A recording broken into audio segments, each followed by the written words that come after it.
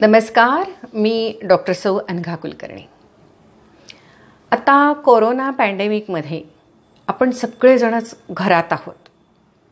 Problems म्हणजे अगणित आपल्याकडे प्रॉब्लेम्स आहेत. लहान मुलांच्या शाळा नाहीत, कॉलेजला जाणाऱ्यांचे हाल आहेत, 10वी-12वीवाल्यांचे हाल आहेत, त्यांच्या करिअरचं पुढे काय आहे माहीत नाही.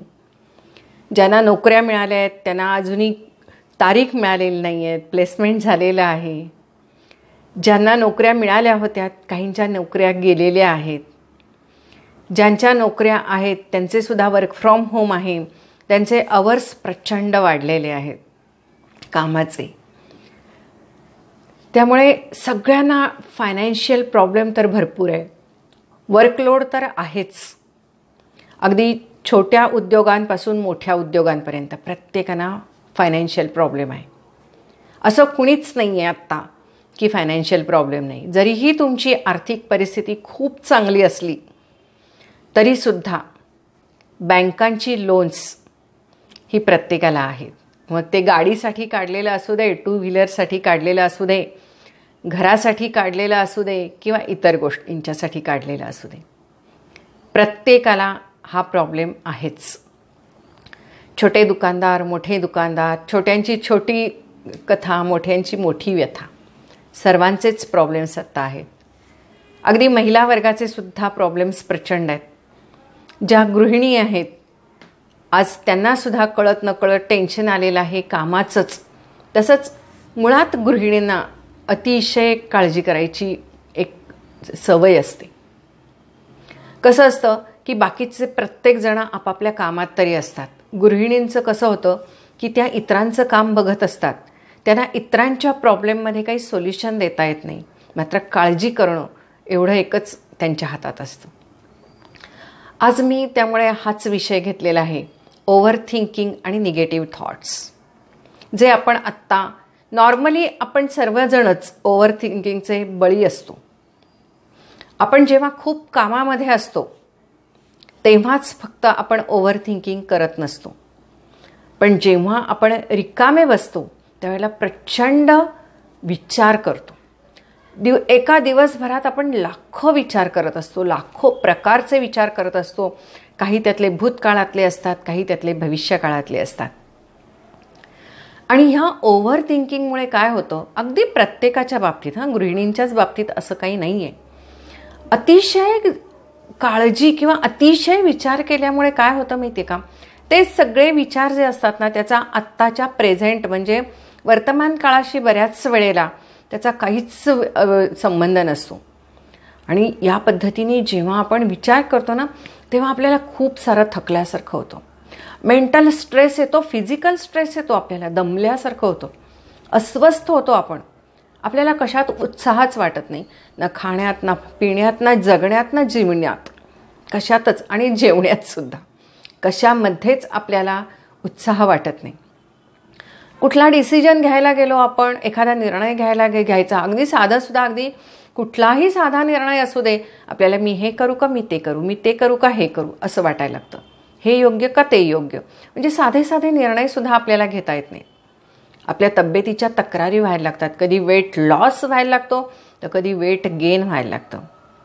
कधी डायजेशन होतं, कधी इंडायजेशन होतं. कधी आपल्या पोटात अशी आग पडते, भूक लागल्यासारखं वाटतं, तर कधी आपल्याला भूकच लागत नाही. कधी आपल्याला झोप लागते, कधी झोप लागत नाही. कधी आपल्याला असं अचानक वाटतं की नाही आता सगळं छान चाललेलं आहे, आता मी अजिबात विचार करणार नाही, आणि दुसऱ्याच क्षणाला आपण प्रचंड विचार करायला लागतो. म्हणजे ओव्हर थिंकिंग ही एक निगेटिव्हिटी आपल्या सगळ्यांच्या आयुष्यात आत्ता भरू नये. कारण फक्त आपण कामच करतोय, परंतु काम करताना सुद्धा आपल्या मनामध्ये फ्युचरबद्दल, आपल्या फॅमिलीबद्दल, आपल्या स्वतःबद्दल, आपल्या मुलांच्याबद्दल, आपल्या घराबद्दल, आपल्या प्रत्येकाबद्दल, प्रत्येक गोष्टीबद्दल आपल्या मनात फ्युचरच्या बाबतीत एक अस्वस्थता मनामध्ये आहे, एक असुरक्षितता आहे. आणि आपल्याला आत्ता कुठलंच काही प्रेडिक्ट करता येत नाही आहे, सांगता येत नाही आहे की पुन्हा काय होणार आहे, कधी होणार आहे आणि कसं होणार आहे, जग जेव्हा चालू होईल तेव्हा. आणि त्यामुळे काय करायचं, अतिचिंता, अति काळजी असं सर्व आपलं सुरू झालेलं आहे. आणि ही निगेटिव्हिटी आपल्या जीवनात भरत चाललेली आहे आणि हे ओव्हर थिंकिंगमुळे सुरू झालेलं आहे. मग आता हे ओव्हर थिंकिंग थांबवायचं तरी कसं? कारण आपल्याला माहिती आहे की ओव्हर थिंकिंगमुळे इम्युनिटी कमी होते, ओव्हर थिंकिंगमुळे आपली डिप्रेशन येतं, आपल्याला अँझायटी होते, आपल्या शरीरावर परिणाम होतो, आपलं ब्लड प्रेशर वाढतं, आपल्याला डायबेटीससारखा आजार होऊ शकतो, आपल्याला हार्मोनल इम्बॅलन्स होऊ शकतो. आपल्याला हे सर्व माहिती आहे. पण हे ओव्हर थिंकिंग थांबवायचं कसं आत्ता? ह्या कोरोना पॅन्डेमिकमध्ये हे कसं टाळायचं? हा सर्वांच्या समोर असलेला एक प्रश्न आहे. मला असं वाटतं की काही उपाय मी तुमच्यासमोर मांडते. बघा, तुम्हाला काही सुचलं तर तुम्हीसुद्धा तुमचे जे काही उपाय तुम्हाला वाटतील ते कमेंट्समध्ये लिहा. कारण जेव्हा तुम्ही कमेंट्समध्ये लिहिता तेव्हा इतर जणसुद्धा कमेंट्स वाचत असतात. मी बोलत असते आणि तुम्ही लिहित असता. त्यामुळे तुम्हीसुद्धा व्यक्त व्हा. सर्वांनाच काही यूट्यूब व्हिडिओ करणं शक्य नाही, मात्र कमेंट्स लिहून तुम्ही अगदी तुमचे विचार मांडू शकता. त्यामुळे तुम्ही व्यक्त व्हा या ठिकाणी. मला असं वाटतं की जेव्हा आपण खूप विचार करायला लागतो, आपल्या लक्षात येतं की मी खूप विचार करते आणि आपण असे उदास होतो, निराश होतो. सगळ्यात पहिली गोष्ट एक लक्षात करायची, आपण अंधाऱ्या जागेत बसलेलो असेल तर तिथून पहिल्यांदा फ्रेश एअरमध्ये या, फ्रेश लाईटमध्ये या. कारण जेवढं आपण अंधाऱ्या जागेत बसू, कॉम्पॅक्ट प्लेसमध्ये बसू, कारण आपण बऱ्याच वेळेला आता लॅपटॉपसमोर बसलेले आहोत किंवा महिला स्वयंपाकघरात आहेत, मुलं टी व्ही समोर आहेत, हॉलमध्ये. म्हणजे सगळ्यांनी आपापला एक कॉर्नर व्यापलेला आहे आणि त्याच्या बाहेर कोणी येतच नाही आहे. प्रत्येकाची आपली एक स्पेस आहे जी अत्यंत संकुचित झालेली आहे. सगळेजण उठसूट एकतर त्या मोबाईलवर बसत आहेत. मोबाईलवरचं सगळं जग तुम्हाला माहिती आहे, सगळं व्हर्च्युअल जग आहे. खूप मैत्रिणी आहेत, खूप आपण काय काय शिकतोय, बघतोय, परंतु हे सगळं आभासी आहे. त्यामुळे अगदी जेव्हा तुम्हाला खूप उदास वाटेल, काय करावं कळत नसेल, कंटाळा आला असेल, असं जग जणू काही थांबलंय, डिप्रेशन आलं असेल, नैराश्य आलं असेल, मन अस्वस्थ झालं असेल, छातीत धडधडत असेल, तर सर्वात पहिली एक गोष्ट करायची, आपण अतिशय चांगल्या पद्धतीने ड्रेसअप व्हायचं. आपल्याला ज्या पद्धतीने आवडतंय त्या पद्धतीने ड्रेसअप व्हायचं. आता काय झालेलं आहे माहिती आहे का, अगदी सगळ्यात घरातले जुने पुराणे जे कपडे आहेत तेच सगळे रियूज होत आहेत, प्रत्येकाचे तेच वापरले जात आहेत. अगदी पुरुषांचं सुद्धा अगदी काय टी शर्ट वगैरे असतील तर ते जुने पुराणेच वापरले जात आहेत. अगदी जे छान सूटबूट घालून ऑफिसमध्ये जात होते ते सुद्धा वरचा सूटच घालतायत किंवा वरचा शर्टच घालतायत, खाली बरमुडाच असते. अगदी प्रत्येकाच्या बाबतीमध्ये हेच व्हायला लागले. त्यामुळे आपलं ड्रेसअपच आपण चांगलं होत नाही आहे, आपण छान राहत नाही आहे आत्ता. आणि कारण की कसं होतं आहे की घरातच तर आहोत, आपण कुठे बाहेर जाणार आहोत. आपण कुठे बाहेर जाणार असलो, फंक्शनला जाणार असलो तर किती मस्त तयार होतो, एकदम छान तयार होतो. तर आत्ता आपण छान तयारच होत नाही आहे, त्यामुळे आपला मूड पण छान होत नाही आहे. त्यामुळे जेव्हा आपल्याला खूप असं नैराश्य येईल आणि आपल्याला लक्षात आलेलं असतं की आता आपला मूड ऑफ झालेला आहे, काय करावं कळत नाही आहे, तर अशा वेळेला सर्वात पहिली गोष्ट करायची, मस्त ड्रेसअप व्हायचं, छानपैकी पावडर बिवडर लावायची. अगदी नेहमी पूर्वी जसं आपण छान बाहेर कुठेतरी जाताना ड्रेसअप व्हायचं तसं स्वयंपाक करताना सुद्धा ड्रेसअप व्हायचं आणि स्वयंपाकाला जायचं. कारण की आपल्याला माहीत नाही हो पुन्हा कधी जग चालू होणार आहे. त्या कपाटातल्या कपड्यांना हवा तर लागायला पाहिजे की नको. एवढे सुंदर सुंदर कपडे खर्चिक आहेत, तर इतके मस्त मस्त आपण घेतलेले आहेत, ते आपण बघतसुद्धा नाही आहे त्याच्याकडे. तर त्यामुळे ती पहिली गोष्ट करायची. एकदा तुम्ही छान कपडे घातलेत की नाही की तुम्हाला स्वतःलाच मस्त वाटायला लागतं. आत्ता आपण लॉकडाऊनमध्ये आहोत, आपण घरातून बाहेरच पडत नाही आहोत, सर्व ऑनलाईन घरात मागवतोय आपण. त्यामुळे बाहेरच्या कुणाशी आपला कॉन्टॅक्ट नाही आहे आणि आपल्याला कोणी भेटत नाही आहे. जे काही आपण भेटतोय ते व्हर्च्युअल भेटतोय. ॲटलिस्ट कमीत कमी व्हिडिओ कॉल केलं तर आपल्याला काहीतरी उत्साह वाटतो. आपण व्हिडिओ कॉल पण फारसे कुणाला करत नाही आहे. आपण फक्त व्हॉट्सअपवरती मेसेज करतोय किंवा कुणाशी तरी फोनवर बोलतोय, पण ते फोनवर तरी ॲटलिस्ट बोलत जा. प्रत्यक्ष कॉन्टॅक्ट तुमचा झाला पाहिजे, इयर टू इयर, म्हणजे सुद्धा तुम्हाला बरं वाटतं. पण व्हॉट्सअपचे फक्त जे मेसेज करताना त्यामुळे आपल्याला एक नैराश्य येतं आहे आणि नको असलेले विचार किंवा नको असलेल्या व्यक्तींचे विचार आपण ऐकत राहतो किंवा बोलत राहतो किंवा बघत राहतो. यासाठी थोडंसं तुम्ही मोकळ्या वातावरणामध्ये जा. आता सगळी देवळं बंद आहेत, सगळीकडे बागा बंद आहेत, मार्केट बंद आहे, काय करायचं आपल्याला काहीच कळत नाही. पण आपण किमान आपल्या घराच्या गॅलरीत तर येऊ शकतो ना, गॅलरीतनं आपण खाली तर बघू शकतो ना.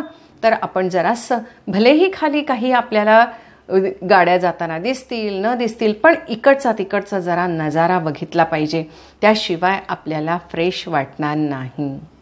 आणि तुम्हाला जर का फ्रेश वाटायचं असेल, तुमचं ओव्हर थिंकिंग कमी करायचं असेल, निगेटिव्हिटीमधून बाहेर पडायचं असेल, तर स्वतःतून बाहेर पडा आणि जगाकडे बघा.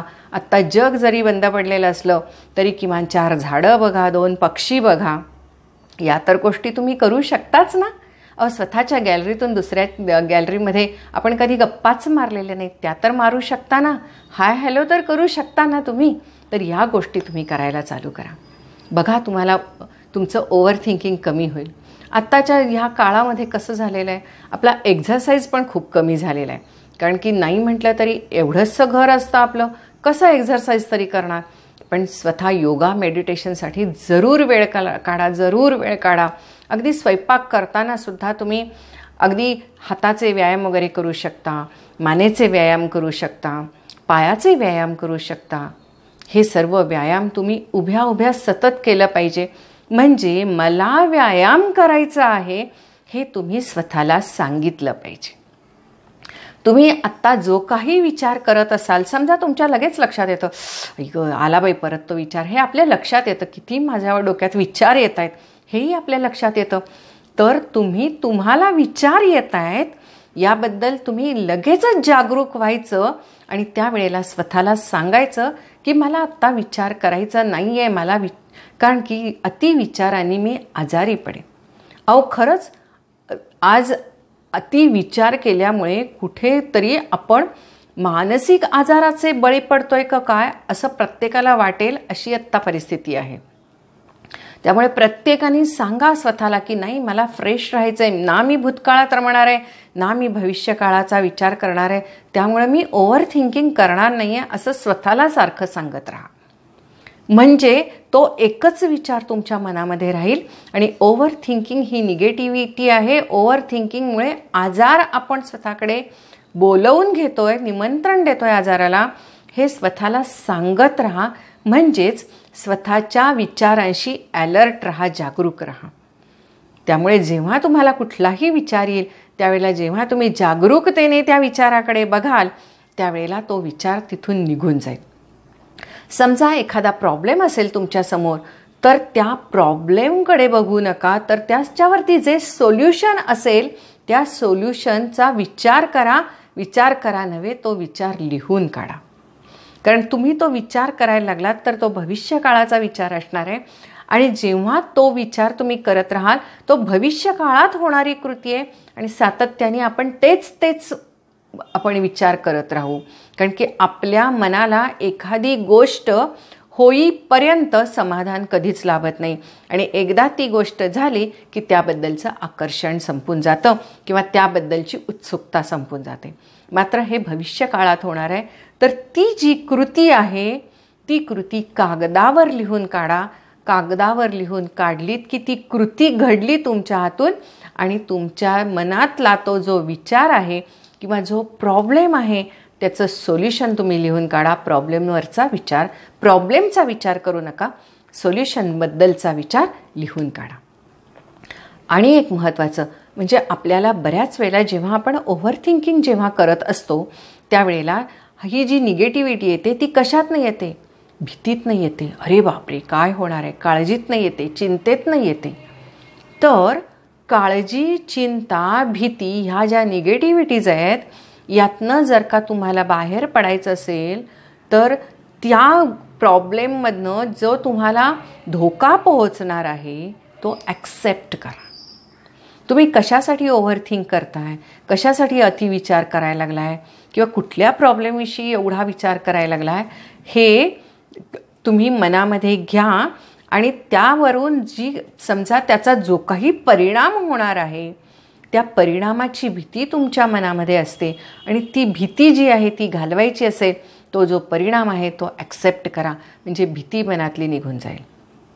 एकदा तुम्ही परिणाम ॲक्सेप्ट केला की त्यानंतर काय हे सुद्धा तुम्ही लिहून काढा. म्हणजे तुमच्या मनामध्ये संपूर्ण तो आराखडा तुमच्या कागदावरती लिहिलेला असेल. तुमच्या मनातली भीती निघून जाईल. तुमचं मन तयार होईल समोरच्या परिस्थितीला तोंड द्यायला. कारण आपल्याला भीती असते, हे असं झालं तर काय करायचं, काय झालं असं समजा आणि त्याला तोंड देण्यासाठी तयार राहा. बघा ती भीतीच तुमची मोडून जाईल. अगदी साध्या साध्या गोष्टी आहेत. आणि एक महत्त्वाचं तुम्हाला सांगते, झोप चांगली काढली पाहिजे बरं का. जर का तुम्ही झोप छान काढलीत तर तुम्हाला निगेटिव्ह थॉट्स येत नाहीत, ओव्हर थिंकिंगसुद्धा तुम्ही करत नाही. कारण तुमची झोप छान असली की दुसऱ्या दिवशी तुम्ही फ्रेश असता आणि जेव्हा तुम्ही फ्रेश असता तेव्हा तुम्ही कामाला लागता. आणि आजचा दिवस अत्यंत चांगल्या रीतीने कसा घालवायचा एवढंच तुमच्या डोक्यामध्ये ठेवा. कारण कसं असतं, आजच्या तुम्ही खूप मोठी ध्येय तुमच्या डोळ्यासमोर असतात, खूप लांबचे विचार तुमच्या डोळ्यात असतात, परंतु आजचं काय, तर आजचाच फक्त डोळ्यासमोर विचार करायचा. अगदी आजचा आणि आत्ताचा. आत्ता मला काय करायचं आहे, रात्री मला काय करायचं आहे, संध्याकाळी काय करायचं आहे, हा सुद्धा विचार करू नका. आत्ता मला काय करायचं आहे विचार करा आणि त्याच गोष्टीमध्ये रमून जा. त्याच गोष्टीमध्ये तीच गोष्ट आनंदाने करा, फुल इफिशियन्सीने करा, पूर्ण मनापासून करा. अगदी साध्या साध्या कोणत्याही गोष्टी असू शकतात. मग तो तुमचा छंद असू दे, काम असू दे किंवा कुठलंही तुमचं ऑफिसचं वर्क असू दे, पूर्ण त्याच्यात बुडून जा. म्हणजे त्यातला तुम्हाला आनंदही मिळेल, कंटाळाही येणार नाही, भीतीही वाटणार नाही आणि ते कामही पूर्ण होऊन जाईल. आणि ते काम पूर्ण झालं की ते जे रिलॅक्स किंवा समाधान वाटेल ते फार मोठं असेल. त्यामुळे सतत कामात राहा. मग ते काम कुठलंही साधं सुद्धा असू दे, मग ते बाजारात जायचं असू दे किंवा कपड्याच्या घड्या करायच्या असू देत किंवा साधं झाड लावायचं असू दे किंवा एखादं चित्र काढायचं असू दे, काहीही तुम्हाला ज्याच्यात आनंद वाटतोय ते आणि तुमचं आज जबाबदारीनं जे काम करायचं आहे ते काम, ह्या दोन्हीही प्रेझेंट टेन्समध्ये राहा, वर्तमान काळामध्ये राहा. पुढचा विचार अजिबात करू नका. सतत कामात राहिल्यामुळे तुम्हाला ओव्हर थिंकिंग येणार नाही, अतिविचार येणार नाहीत आणि अतिविचार येणार नाहीत.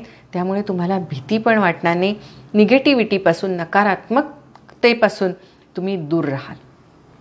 नकारात्मकतेपासून तुम्ही दूर राहिलात की तुम्ही हॅपी राहायला लागता आणि तुम्हाला हॅपी राहण्यासाठी, तुम्हाला आनंदी राहण्यासाठी तुमच्या मेंदूतून हॅपी हार्मोन्स स्त्रवणं फार आवश्यक असतं.